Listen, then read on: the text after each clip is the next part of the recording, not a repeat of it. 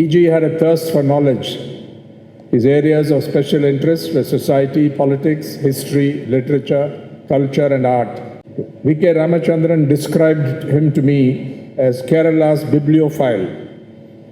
And I quote, put him in a room with a collection of books that was new to him, and he was mesmerized. His face would fall into reading mode, and he would browse the collection book by book.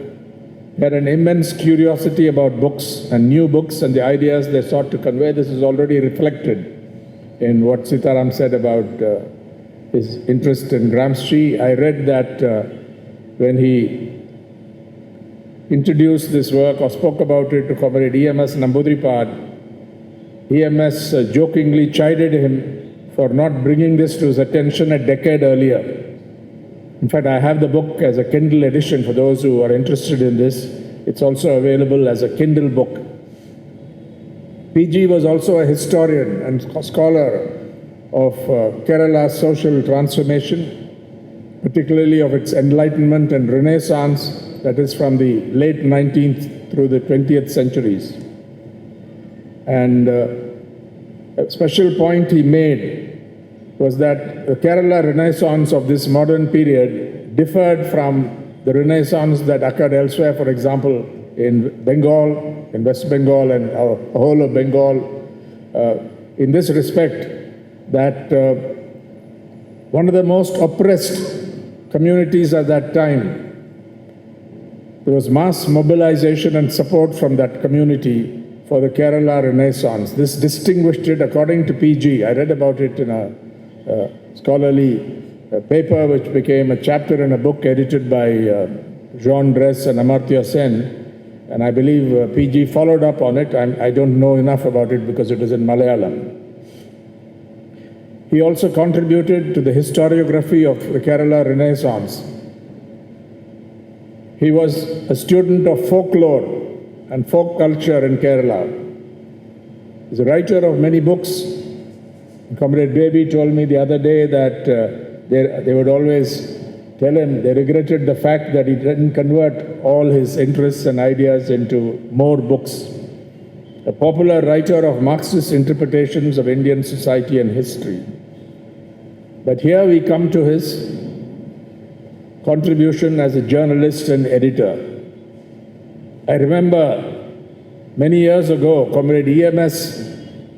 gave a new direction to party journalism in Kerala, and I think this model was accepted in other states where the left had a considerable presence.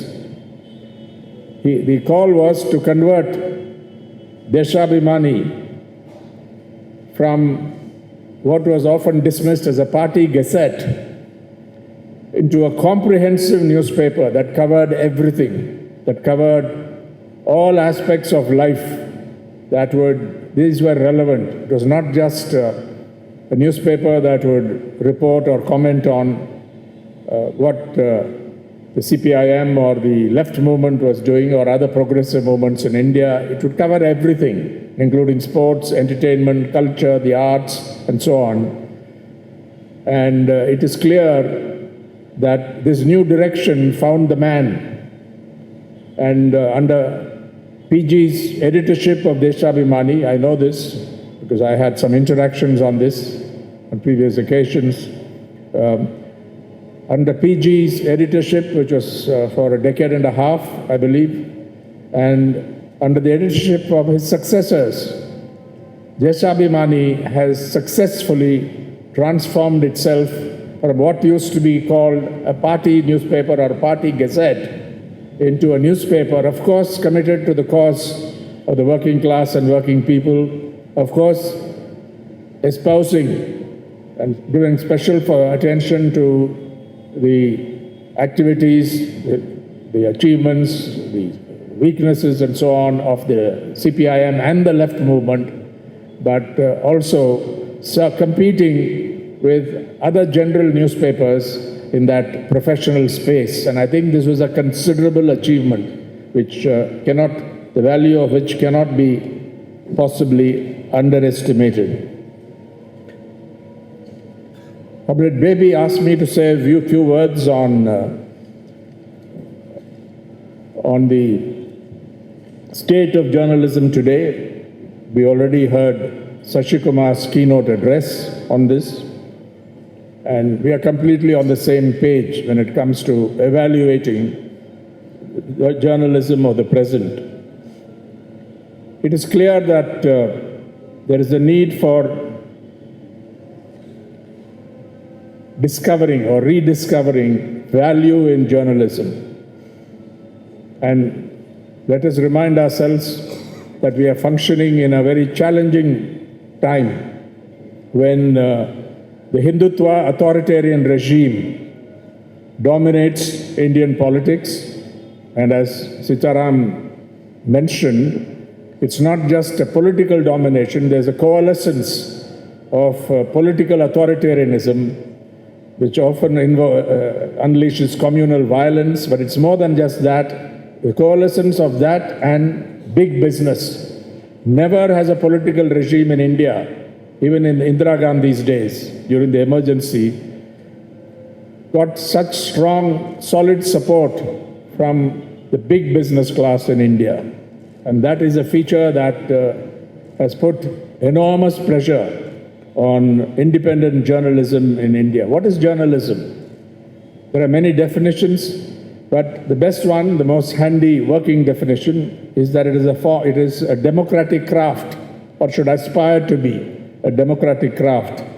And it includes, it's a form of expression or brain work, this is a definition you often read about, that includes making news judgments, gathering evidence, constantly constructing narratives and making sense of things. It's also a method of capturing the world, or an attempt to capture the world of events and ideas as they occur. Journalism cannot be value neutral.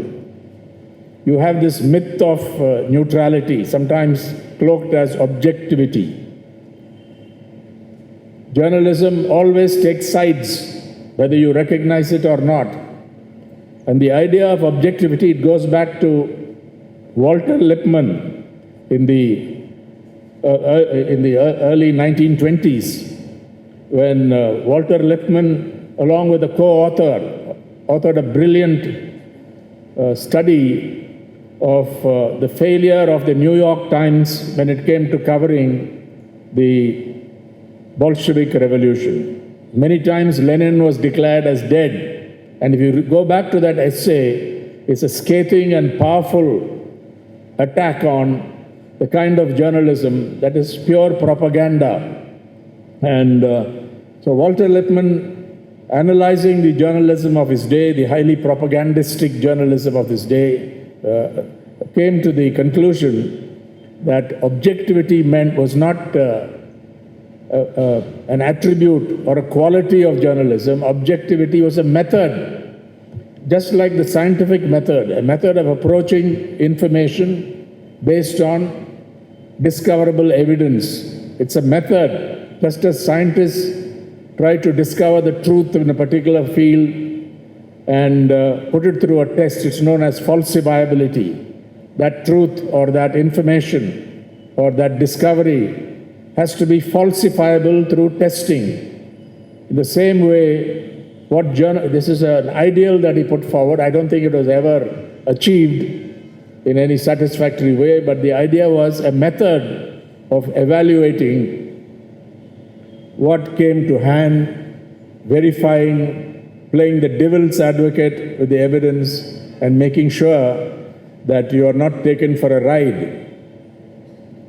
Some of the journalists here would immediately think of what happened to The Wire in recent times when it did this story on the head of the BJP's IT cell, Malviya, and earlier on the Take Fog story where the editors of The Wire and the journalists were clearly taken for a ride. They put out information that was not clear or that was not true. Fabricated information was fed to them. So what was the response? Immediately, an assault on a criminal case on the editors of The Wire and the journalists concerned, as well as the business and product head, leaving out the person who was instrumental in this fabrication. I don't want to take names here on this issue, but consider this. Journalism makes mistakes all the time. Can you think of a more calamitous mistake or blunder than what the New York Times did during the Iraq War? Let's go back to 2002, 2003, before that invasion, that barbaric attack led by the United States against Iraq and its people. And the central myth was manufactured by the US establishment that there were weapons of mass destruction in Iraq. And a well-known journalist called Judith Miller fabricated evidence that finally was used to sway public opinion on this in the United States and elsewhere. And that story has not been fully explored or investigated, but there's quite a literature on it. Is there any media organization anywhere in the world which has not made huge blunders, which has published or broadcast fabricated information, which has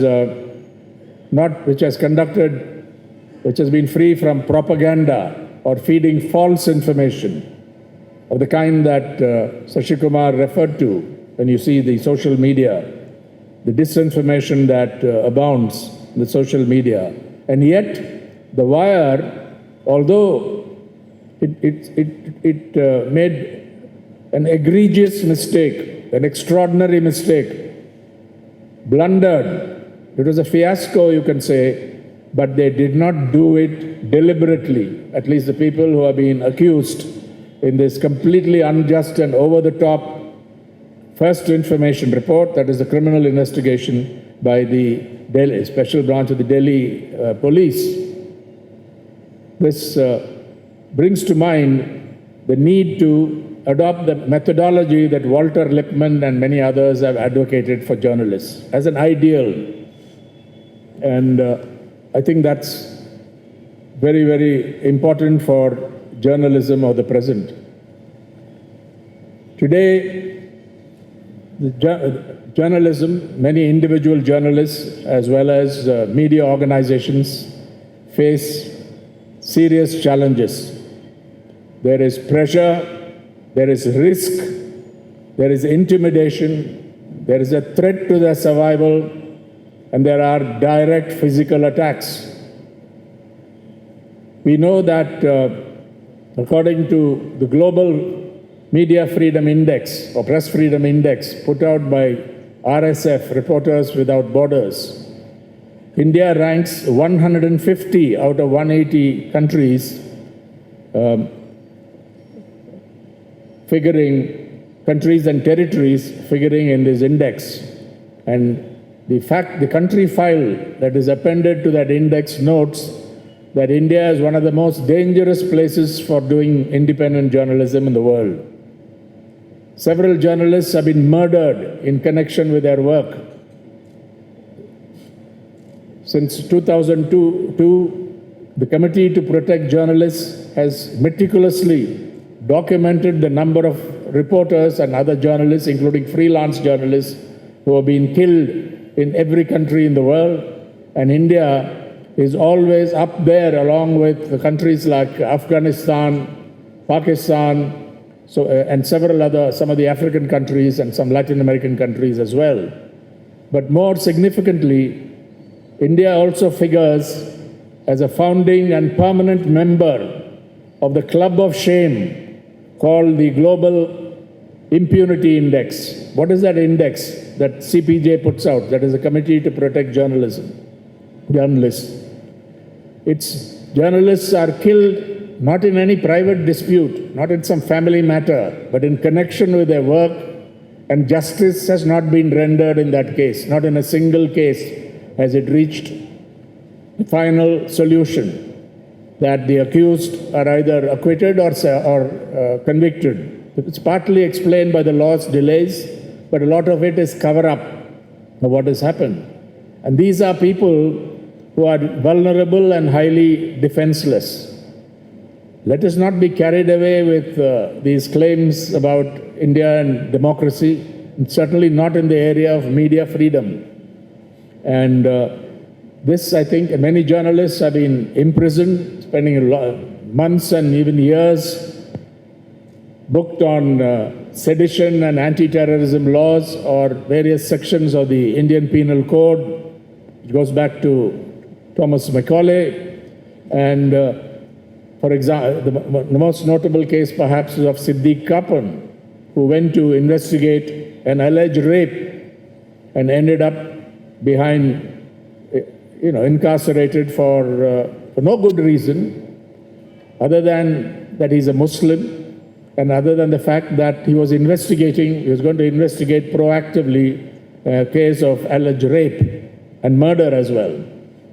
And yet, the courts have not given him enough relief, although the Supreme Court ordered bail in a particular case. They used another section of the law to keep him there, defying this.